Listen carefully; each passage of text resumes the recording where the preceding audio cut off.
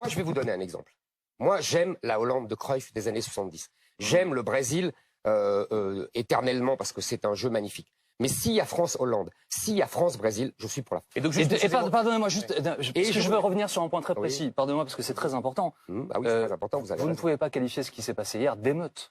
Émeute, ça a un sens, monsieur. Vous avez montré les images des gens qui se battent contre les policiers. Nous avons montré les images. Ça comment? Vous comparez ce qui s'est passé hier avec ce qui s'est passé, par exemple, à Villiers-le-Bel, à l'époque.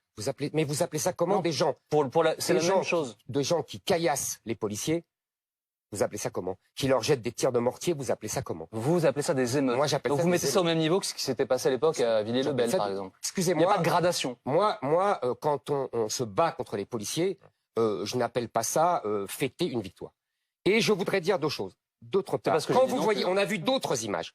On a vu d'autres images par exemple, après la victoire contre la Belgique à Bruxelles, d'un Marocain ou d'un Belgeo-Marocain qui arrachait le drapeau de la Belgique et qui mettait à la place le drapeau du Maroc. Non mais attendez, monsieur. Attendez, non, mais vous avez vu ces images bien, aussi. Mais là, juste, on est sur sous les actes. Si c'est la même chose. Si je comprends bien ce que vous dites à Jean-Baptiste, vous considérez qu'au fond, les Franco-Marocains qui se réjouissent de la victoire du Maroc ne sont pas des bons Français. Non, je dis simplement une chose. Puisque vous disiez juridique, mais pas de cœur. Benjamin Duhamel. Qu'est-ce que vous voulez dire? Moi, je dis que quand on est français, on est pour la France. Et si on est franco-marocain, on n'a pas le droit d'être pour le Maroc? Contre la France, non.